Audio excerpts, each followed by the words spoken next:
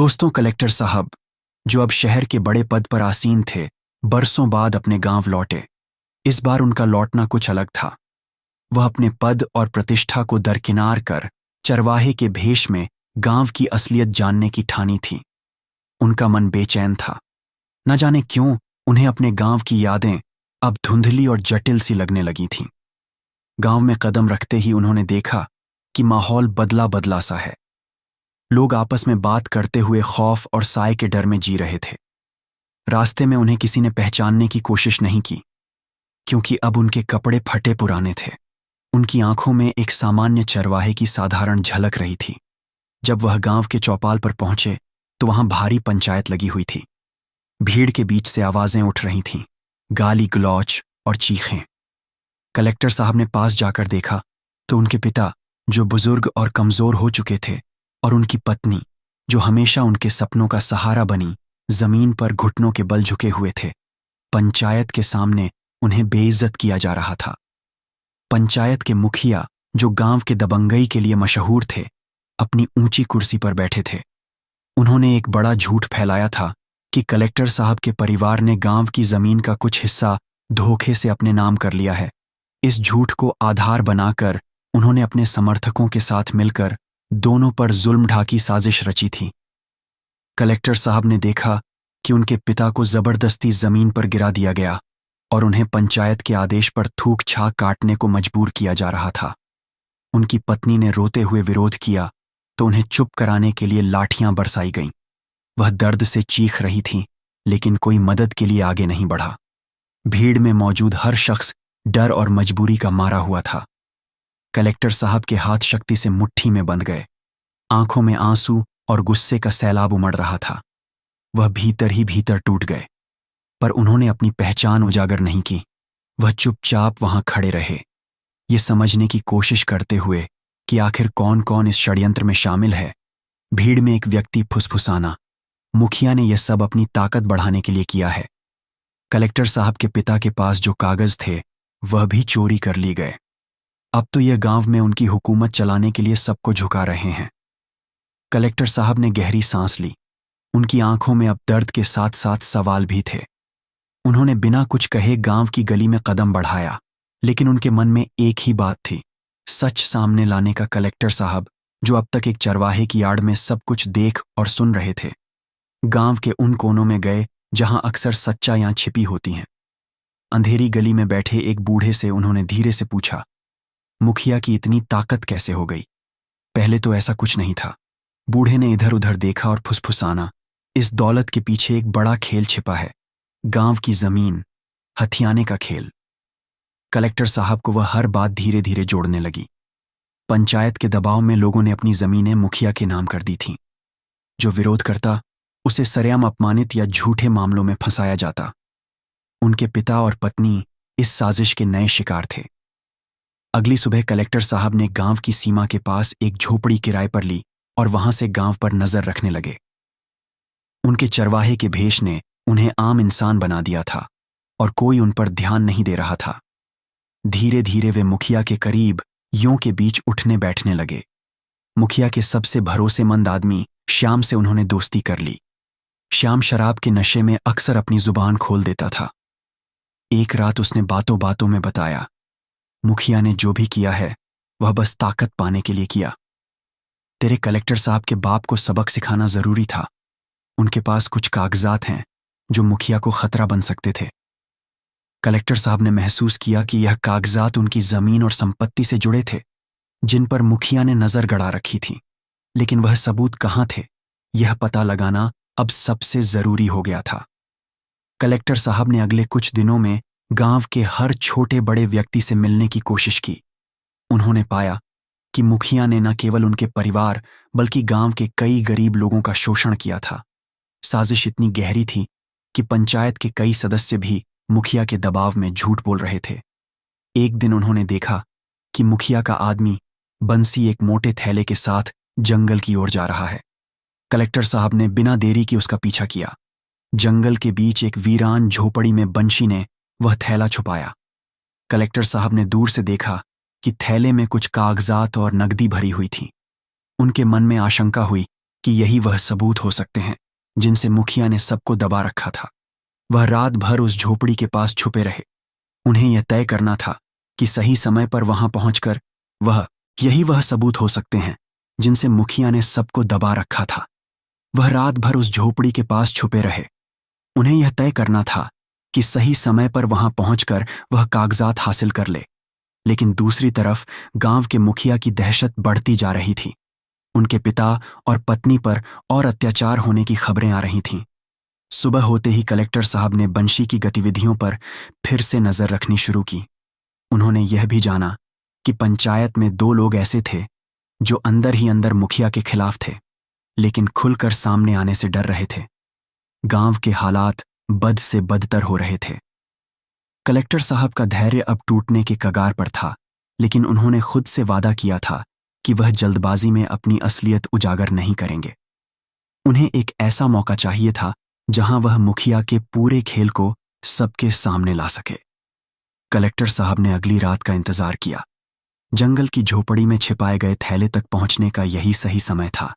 जब पूरा गांव सो रहा था, वह बिना आवाज के झोपड़ी तक पहुंचे। दीवार दरार से झांकने पर उन्होंने देखा कि बंशी और मुखिया के 2 आदमी वहां बैठे शराब पी रहे थे। उनके पास एक और थैला था। कलेक्टर साहब को अंदेशा हुआ कि यह नए कागजात भी किसी और गरीब परिवार से छीने गए होंगे। वह पास के पेड़ों के पीछे छिपकर उनकी बातें सुनने लगे। मुखिया ने कह दिया है कि यह सब कागजात कल सुबह शहर भेजने हैं। कलेक्टर साहब के बाप का खेल अब खत्म होने वाला है। बंसी हंसते हुए बोला। दूसरे आदमी ने पूछा, लेकिन अगर वह कागजात कहीं खो गए तो कोई खोएगा नहीं। जब तक यह कलेक्टर साहब खुद यहां वापस नहीं आते, उनके परिवार को सबक सिखाते रहेंगे।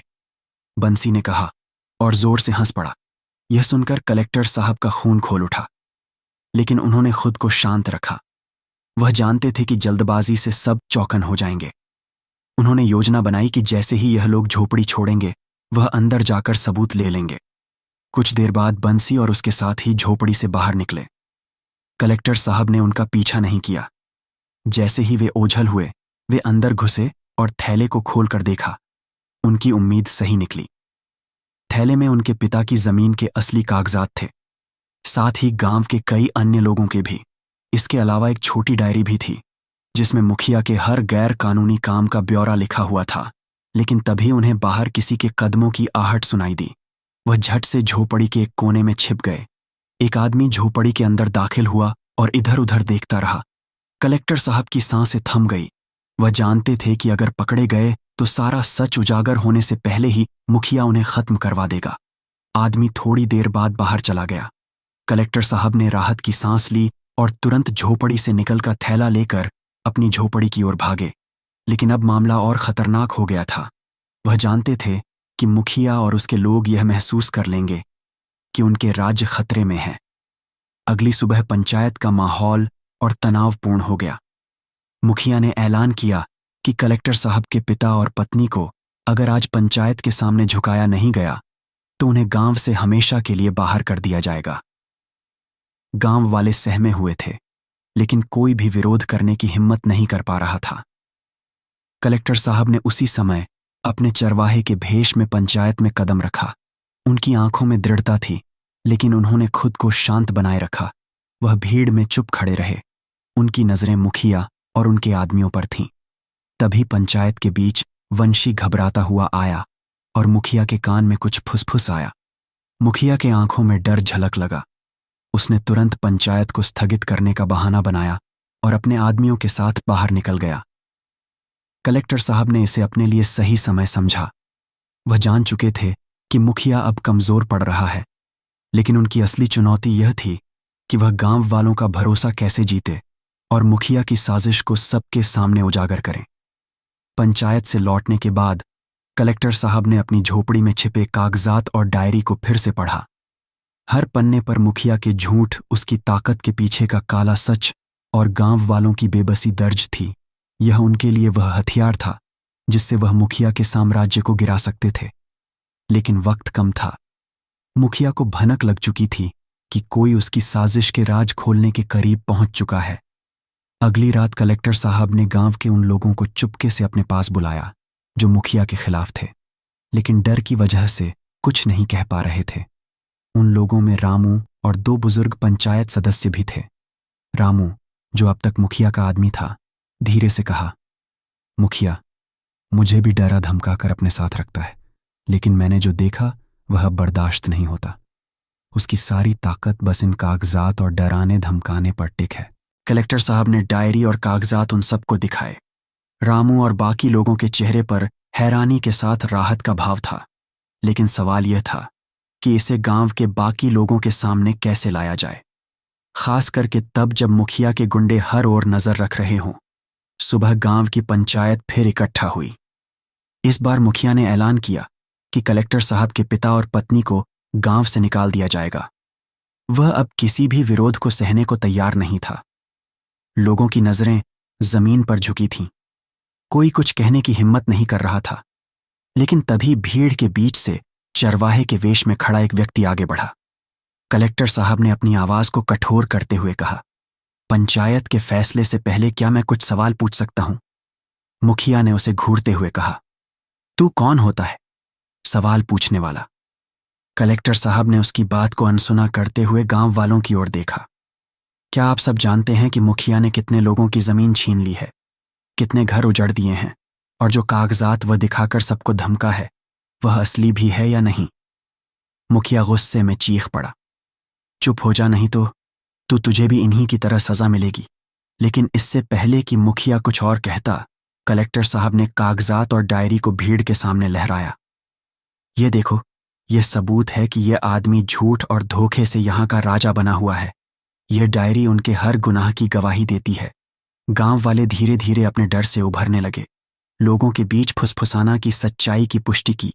रामू ने भी सामने आकर कहा, यह सच है, मैंने अपनी आंखों से देखा है, मुख ने हर गरीब के जमीन पर कब्जा किया है।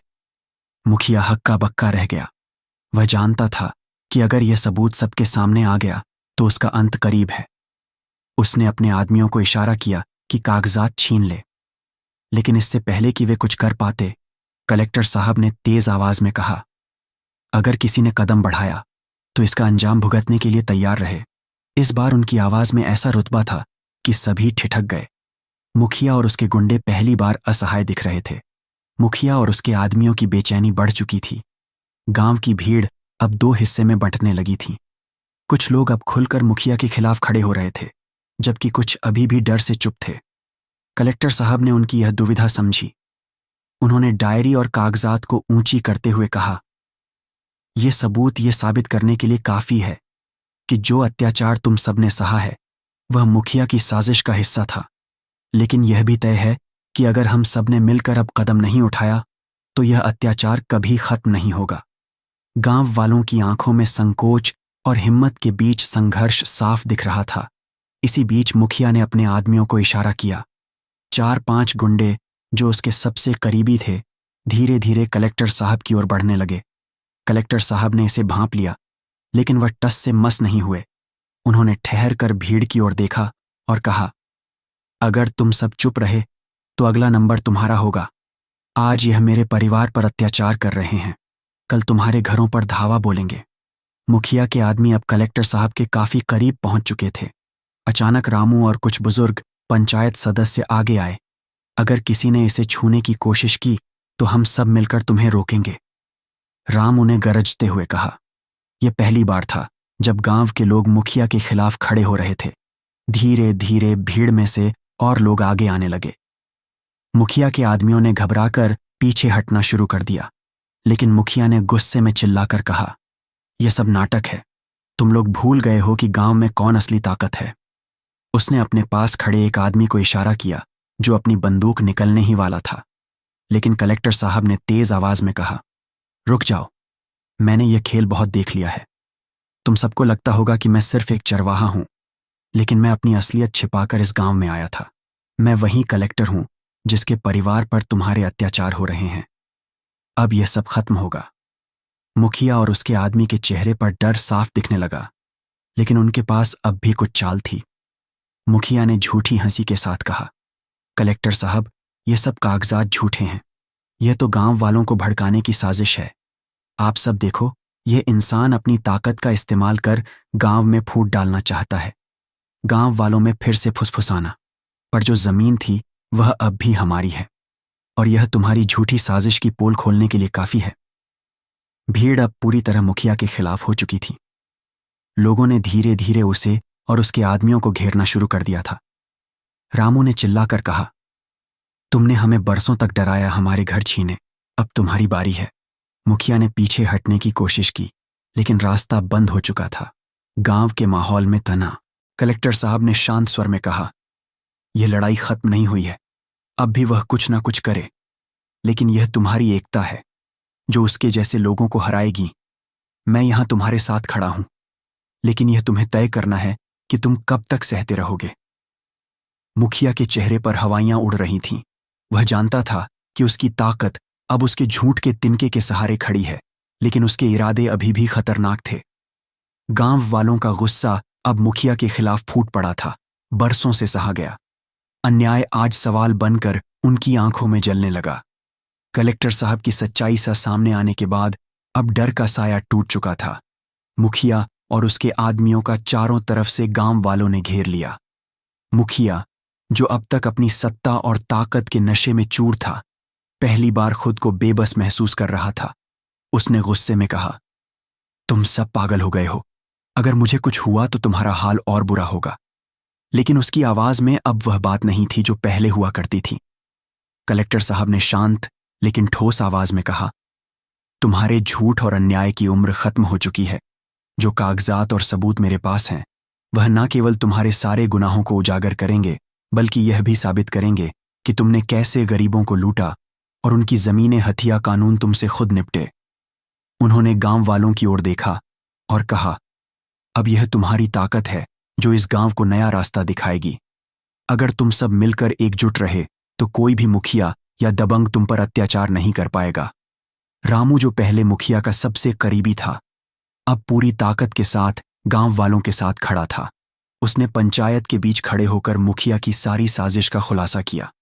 उसने बताया कि कैसे उसने गांव वालों के जमीन छीनने में मुखिया का साथ दिया था और कैसे पंचायत के सदस्यों को डराया, धमकाया गया। मुखिया ने अपनी ताकत दिखाने के लिए आखिरी कोशिश की। उसने अपने आदमियों को इशारा किया कि वे भीड़ को डराने की कोशिश करें, लेकिन गांव वालों ने अब तय कर लिया था कि वह और अन्याय सहने वाले नहीं। उन्होंने मिलकर मुखिया के आदमियों को रोका और उन्हें बाहर खदेड़ दिया। मुखिया को समझ आ गया था कि उसका अंत नजदीक है। कलेक्टर साहब ने गांव की पुलिस को पहले ही खबर कर दी थी। थोड़ी देर में पुलिस पहुंची और मुखिया और उसके आदमियों को गिरफ्तार कर लिया गया। उसके खिलाफ चोरी, जमीन हड़पने और अन्याय के सारे सबूत पुलिस को सौंप दिए गए। जब सब शांत हो गया तो कलेक्टर साहब अपने पिता और पत्नी के पास गए। उनके पिता की आंखों में गर्व और आंसू थे। उन्होंने बेटे के सिर पर हाथ रखते हुए कहा, तूने हमारे लिए नहीं, पूरे गांव के लिए न्याय किया है। उनकी पत्नी, जो अब तक चुपचाप सब सह रही थी, बोली, आज तुमने हमारा सम्मान वापस दिलाया है। गांव के लोग अब कलेक्टर साहब के चारों ओर खड़े थे। बुजुर्गों ने कहा, हमने अपनी गलती मान ली है। मुखिया के डर से हम चुप रहे, लेकिन अब हम अपनी आवाज खुद उठाएंगे। कलेक्टर साहब ने सभी को संबोधित करते हुए कहा, यह मेरी जिम्मेदारी थी, लेकिन अब इस गांव को तुम सबको मिलकर संवारना है। यह तुम्हारी एकता है जो इसे सुरक्षित और खुशहाल बनाएगी। मुखिया के जेल जाने के बाद गांव में नया दौर शुरू हुआ। पंचायत में अब सच की आवाज सुनाई देने लगी। कलेक्टर साहब ने गांव की समस्याओं को हल करने के लिए सरकारी योजनाओं का रास्ता दिखाया। उनके पिता और पत्नी ने भी गांव में रुककर सभी की मदद करना शुरू कर दिया और इस तरह बरसों से अन्याय और डर के साए में जीते गांव को आखिरकार एक नई सुबह मिली। सच ने झूठ को हराया और एकता ने डर को